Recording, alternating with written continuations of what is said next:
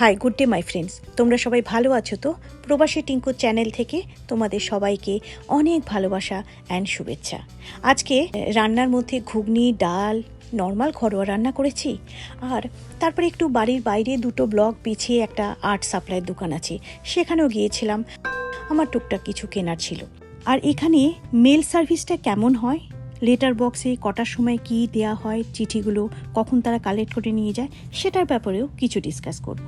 হাঁটতে হাঁটতে একটা স্কুলের প্লেগ্রাউন্ড দেখলাম, সব বাচ্চারা খেলছে, খুব ভালো লাগলো দেখে। তো সেটাই আজকের ভিডিওতে থাকবে। আশা করি তোমাদের আজকের ভিডিওটা ভালো লাগবে। ঘুগনি তো নতুন করে বলার কিছু নেই, প্রত্যেকটা ঘরে আমরা সব মা বোনরা করি।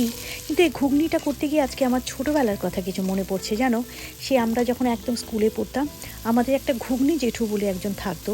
সে একটা স্টিলের কড়াইতে করে, বালতিতে করে ঘুগনি নিয়ে আসতো। আর পেপারের তোমার তালপাতার মতন বাটি বানিয়ে, আর তার মধ্যে কাগজের স্পুনের মতন সেটা নিয়ে ঘুগনি ঘুগনি বলে বাড়ির সামনে দিয়ে রাস্তা দিয়ে সেই ঘুগনি জেঠু যেত। আর আমরা সেটা কত টাকা দিয়ে জানতাম না, হয়তো কয়েক পয়সাতে পেতাম। কিন্তু যখনই যেত, অ্যাটলিস্ট সপ্তাহে 1-2 দিন তো আমরা খেতামই। একদম পাতলা পাতলা থাকতো, যেন কোনো ঝাল থাকতো না, আর খেতে কি সুস্বাদু। এখন তাই ভাবি, খুব ছোট ছোট জিনিস কিন্তু মনের কাছে গেঁথে থাকে। রাস্তা দিয়ে সেই ঘুগনি জেঠু হাতে বালতিটা নিয়ে, বালতিটার মধ্যে আবার ঢাকা দেওয়া থাকতো, আর ভেতরে হাতাটাকে ঢোকানো থাকতো। কত সব মেমোরিতে তো রয়ে যায়। এই এক একটা শুধু রান্না কেন, জীবনে এক একটা অংশ থেকে ছোটোবেলার এক একটা কানেকশান যেন হয়ে যায়। এনিওয়ে, ঘুগনিটা তো নর্মালভাবেই করেছি, দেখেছো, পেঁয়াজ, আদা, রসুন দিয়ে, টমেটো দিয়ে ভাজা ভাজা করে, জিরে দিয়ে। আর তার সাথে পাতলা মসুরি ডাল করেছিলাম ধনেপাতা দিয়ে, ঘুগনি আর ভাত। এই ছিল রান্না। এইসব যখন এক একটা বাঙালি খাবার করি, তখন অতীতটা চোখের সামনে যেন আবার জীবন্ত হয়ে যায়, ইমোশনাল হয়ে যায়। সেই মুহূর্তটাকে তো আর পাবো না, কিন্তু ওই স্মৃতিটাকে রোমন্থন করি, এই আর কি। জানি না কেন আজকে হঠাৎ করে সেই ঘুগনি জেঠুর কথা এত মনে পড়ছিল। আমি এখন যেটা তোমাদেরকে বলছিলাম, এটার পরেই এখন আমি যাব আমার বাড়ির কাছে। ম্যাক্স টু ম্যাক্স 10 মিনিটের হাঁটা এই এই আর্ট সাপ্লাইয়ের দোকানটায়। বাড়ির থেকে জাস্ট 2 ব্লক হেঁটে মনে হয় ম্যাক্স টু ম্যাক্স 8 মিনিট কি 10 মিনিট লাগে আমার। তো এখানে মাঝে মধ্যে আমি আসি, যেহেতু আমি একটু পেন্টিং করি, আঁকা টাকা করি, যখনই কিছু লাগে আর্ট সাপ্লাইয়ের জিনিস আমি এখান থেকেই কিনি। আর কখনো যদি কিছু নাও কিনি, আমার এখানে এলেও যেন একটা মনে হয় থেরাপি, জানো তো, একটা মেডিটেশন মনে হয়। যেহেতু আর্ট লাভার, আর্ট করতে ভালোবাসি, তো মনে হয় যেন আমি আমার নিজের জায়গাতে চলে এসেছি। আর কিছুই না, প্রত্যেকটা জায়গা ঘুরে ঘুরে দেখি, প্রত্যেকটা জায়গার জিনিস দেখি। এক এক সময় ভাবি এটা কিনবো, অ্যাকচুয়ালি হয়তো সেটা কিনি না, কিন্তু মাথায় যেটা আছে সেটাই হয়তো কিনবো। আজকে যেরকম মাথাতে আমার শুধু একটা জিনিসই ছিল, সেটা হচ্ছে এটা, ওই পেন্টিংগুলো ঢেলে যে ট্রেটা রাখা হয়, সেটা কালার প্যালেটের জন্যে, সেটাই কেনার ছিল, আর কিছু কেনার ছিল না। তো এসেছি যখন, ভাবলাম পুরো আইলগুলো আবার একটু ঘুরে ঘুরে দেখি। চতুর্দিকে সমস্ত বিভিন্ন টাইপের পেন্টিং, তোমার spray painting, water colour, acrylic, যে কোনো জিনিস, অয়েল, সব রয়েছে। আর সব নামও লেখা রয়েছে, তোমাকে কাউকে জিজ্ঞাসাও করতে হবে না, জাস্ট তোমার যেটা প্রয়োজন সেটা তুমি শুধু পিক আপ করে নাও। বিশাল বড় দোকান এটা, আর খুব সুন্দর। আর সবচেয়ে বড় কথা, এখানে দেখেছো লোকে হাতের ছোট ছোট হাতের ক্রাফট করে করে সাজিয়ে রেখে দেয় যদি কেউ কিছু কিনতে চায়। আর এই ডেস্কটা দেখছো, এটা পুরো আর্ট অ্যান্ড ক্রাফটের। এখানে পেন্টিং নয়, আর্ট অ্যান্ড ক্রাফটের যা যা দরকার, ওয়াসি টেপ থেকে শুরু করে কাঁচি, পেপার, সে অ্যাডেসিভ গ্লু, আমরা আর্ট অ্যান্ড ক্রাফট যারা করতে পছন্দ করি তাদের জন্য এই সেক্টরটা তো অদ্ভুত অ্যান্ড চমৎকার। এক একটা টেপের দাম দেখছি $3.5, $4.5, কোনোটা $7, মানে $350-400 টাকা থেকে 1000 টাকার মধ্যে এক একটা টেপ, বেসড অন থিকনেস, কতটা চওড়া, কীরকম ডিজাইন, সেরকমভাবে। আমার কিছু কেনার ছিল না, ওয়াসি টেপ তো আমার ঘরে আছে, একেবারেই কেনার নয়। আর এগুলো দেখতেই পাচ্ছ, উড কাটিংয়ের ওপরেও কেউ যদি কার্ভিং করার ডিজাইন থাকে সেগুলোও রয়েছে। এটা একটা ওয়াটার কালারের বক্সের মতন সেট রয়েছে, এটা একটা পাউচ রয়েছে, রেইনবো কালারের স্পার্কেল সমস্ত পেন রয়েছে। আর এই পেনগুলো, একদিকে পেন আছে, একদিকে ব্রাশ আছে। আমি সেটাও খুলে একটু ট্রাই করলাম যে কেমন।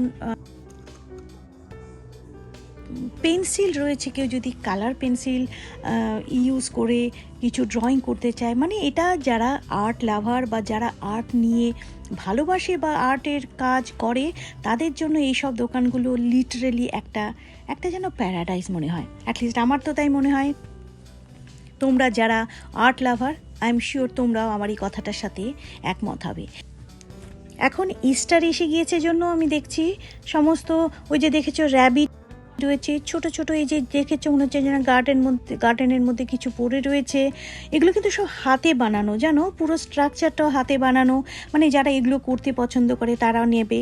আর এই যে ছোট্ট বাস্কেটে ছোট্ট টাইনি এক একটা অ্যানিমেল, এক একটা বিটল, এখানে আবার একটা ছোট্ট, এগুলো সব handcraft. Can you believe it? এটা একটা ছোট্ট উডেন একটা বানি র্যাবিট, মানে অদ্ভুত লেগেছে।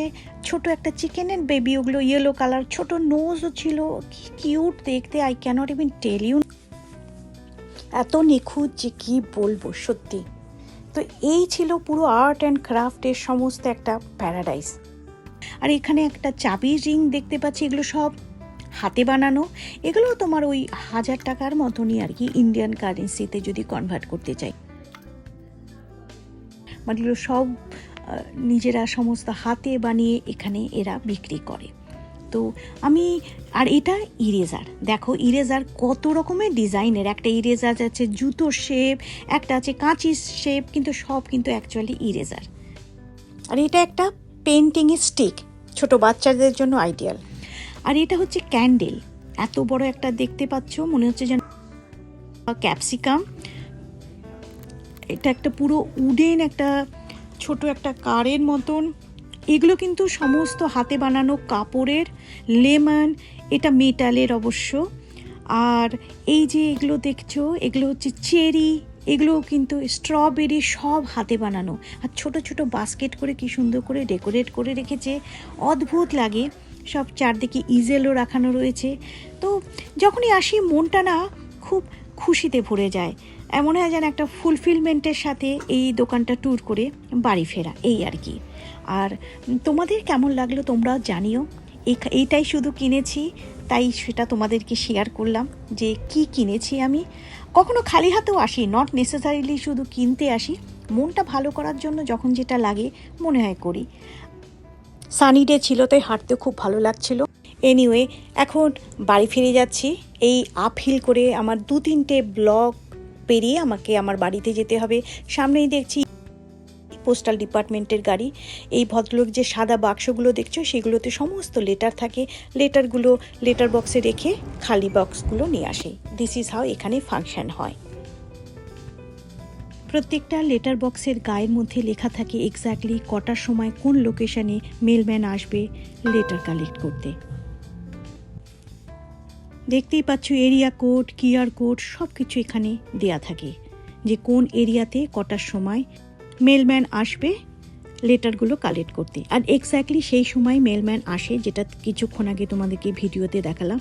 এসে এখানকার সমস্ত মেলগুলো নিয়ে এই গাড়িতে করে নিয়ে যাবে পোস্টাল ডিপার্টমেন্টে। আজ তাহলে এখানে রাখি বন্ধুরা, খুব তাড়াতাড়ি আবার আরেকটা নতুন ভিডিও নিয়ে আসবো তোমাদের সামনে। Till then stay happy, stay healthy and stay positive. Love you all.